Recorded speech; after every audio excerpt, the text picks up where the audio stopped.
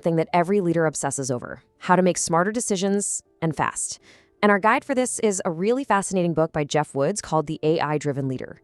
Seriously, it could change the way you think about leadership itself. So this is the book we're digging into today, and it promises a totally new way to lead in the age of AI. It all kicks off with this one, single, powerful question that really frames the entire conversation. I mean, really think about that for a second. What if you could dodge one of the biggest business blunders in history? You know, the line between massive success and, well, complete failure can come down to just one single decision.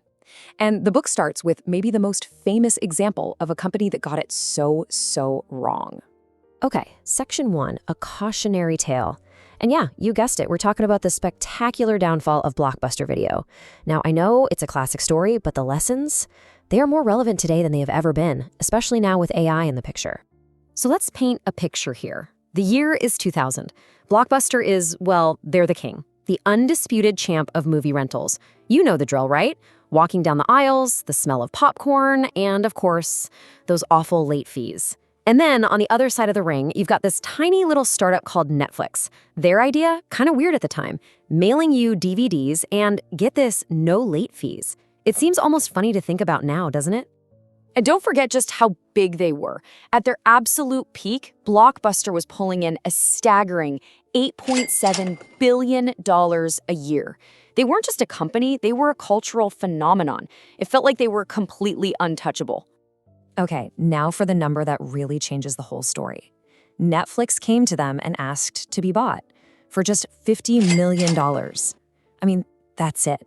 It was a tiny fraction of Blockbuster's annual revenue, less than 1%. And Blockbuster's CEO, he famously just laughed them out of the room. And what happened next was a total train wreck. You can just see how that one decision created this ripple effect over the next decade, right?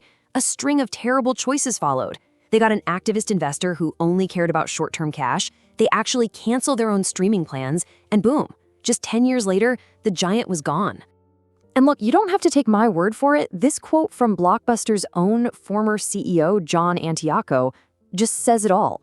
He knew they had a shot to go head-to-head with Netflix, but a complete failure of strategic vision and just a series of bad calls sealed their fate. So what's the big takeaway here? It's simple, really. The difference between growing your business and going out of business is your ability to think strategically. That's the heart of it. But if it's that important, why is it that so many smart, successful leaders find it so hard to do? And that question brings us right to our next section, the strategic thinking trap. This is really about the dilemma that modern leaders face. The book calls it the strategic thinking trap. You know that feeling? Being totally stuck in the day-to-day chaos, even when you know you should be focused on the big picture. And here's the thing, it's not like leaders don't know this is important. A massive study from the Harvard Business Review found that a whopping 97% of leaders believe strategic thinking is the single most important behavior for future success. So we all know we should be doing it. Okay, so what do we even mean by strategic thinking? Let's get on the same page. The book keeps it simple. It's the process of figuring out your grand strategy, your big, ambitious goals, and then making sure that every single thing you do, day in and day out, is actually moving you closer to them. It's what separates a true visionary from just a manager. The trouble is, does any of this sound familiar?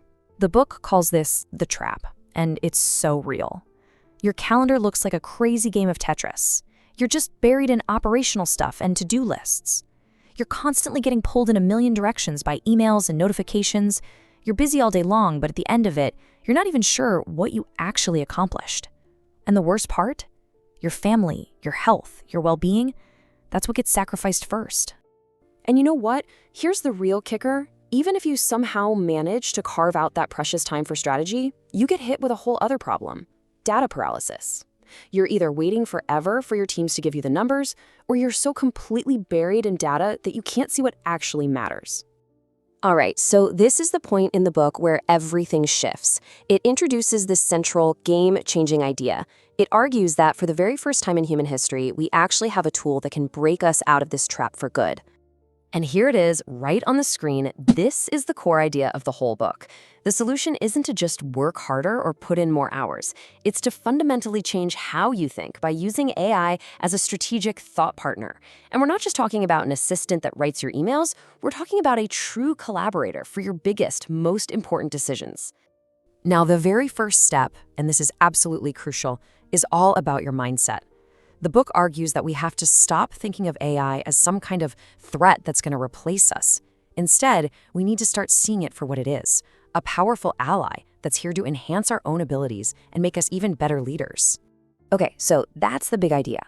That's the theory. But how do you actually do it? How do you put this into practice? Well, this final part of our explainer breaks down the real, actionable steps to becoming an AI-driven leader. And you know what? It really just boils down to two simple but pretty profound shifts. First, you have to genuinely change your beliefs about what AI can be. See it as your ally. And second, you have to shift your behavior. Every single time you're up against a challenge, your first question shouldn't be, how do I solve this? It should be, how can AI help me solve this? So, where do you start? One of the first and most powerful ways to use this is to tackle that data paralysis we were just talking about. AI can help you slice through all the noise. It can challenge your own biases, and it can turn a mountain of confusing information into clear, actionable decisions. And the book doesn't just talk theory. It gives you actual prompts you can use. I mean, just imagine this. Feeding your entire strategic plan to an AI and asking it to act as your thought partner, to literally poke holes in your logic and challenge your core assumptions. What a powerful way to pressure test your own thinking, right? And look, this isn't some far-off future idea. The proof is already here. A huge study by Boston Consulting Group and Harvard found that professionals who started using AI saw a massive 40% jump in the quality of their work. Not only that, they finished tasks 25% faster. I mean, these numbers are absolutely staggering. When you get right down to it, the evidence is crystal clear. Using AI as a thought partner helps you and your team achieve way more at a higher quality in less time. This isn't just about being a little more efficient, it's about reaching a whole new level of effectiveness. And all of this brings us to the final, really provocative question the book leaves us with.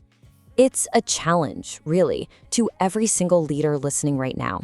In an age where your biggest competitor might not even be human, what's it going to be? Will you be a manager stuck in the past, or are you going to be an AI-driven leader of the future? The tools are here, the choice is yours. Please do subscribe.